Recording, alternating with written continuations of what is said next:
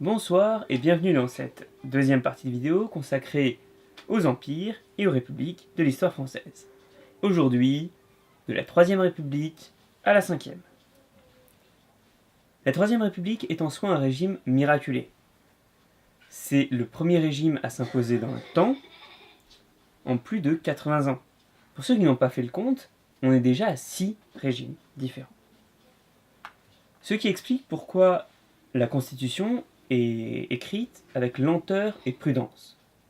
Et c'est en 1875 que de grandes lois constitutionnelles mettent en place le Sénat et l'Assemblée, deux chambres qui édictent les lois, et un chef de l'État, garant de la continuité de la République, pour éviter tout renversement de cette dernière.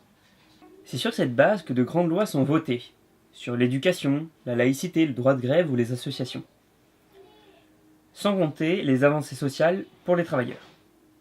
Les historiens et politologues considèrent que c'est pendant cette République que sont nées l'identité et la conscience démocratique du peuple français. C'est même cette République-là qui m'a donné envie de faire cette vidéo.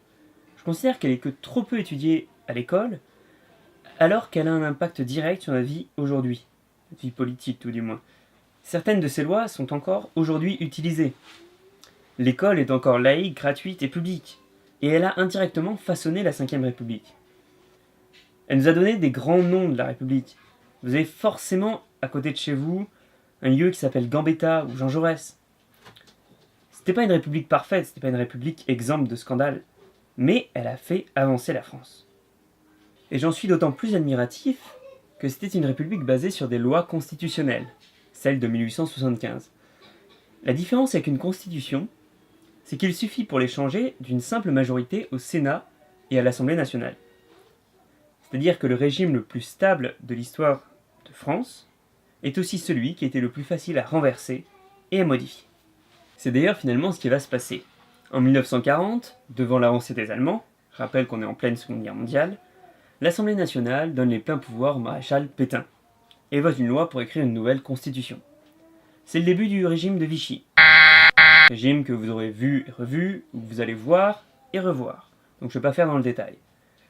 Pétain définit de nouvelles valeurs nationales, signe la paix avec Dolphy,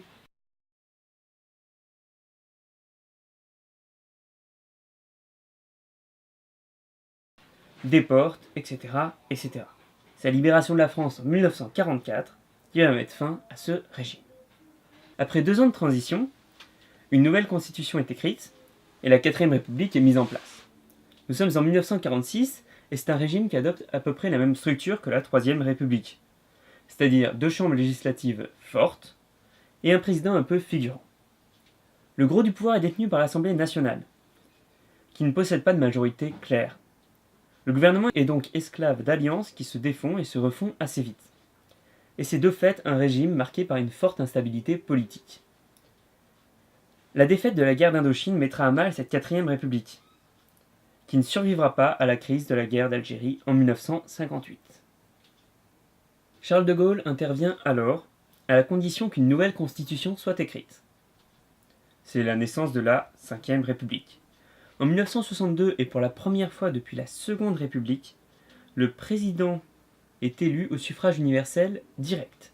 Cette fois-ci vraiment universel, puisque depuis 1945, les femmes ont accès au droit de vote. Je ne déroule pas trop sur cette République, déjà parce qu'il y aura plein de vidéos dessus, ensuite parce que vous êtes censé un petit peu la connaître. Voilà, cette vidéo est désormais terminée. Nous espérons qu'elle vous a plu, que vous avez appris des choses. Si vous avez des questions sur des choses qui n'ont pas été dites ou qui ne sont pas claires dans cette vidéo, n'hésitez pas à les poser en commentaire. S'il y en a suffisamment, nous ferons une section FAQ. Les questions peuvent être aussi simples que quel est le lien familial entre Napoléon et Napoléon II? C'est un exemple, ne vous limitez pas. Réfléchissez bien et surtout, à la prochaine.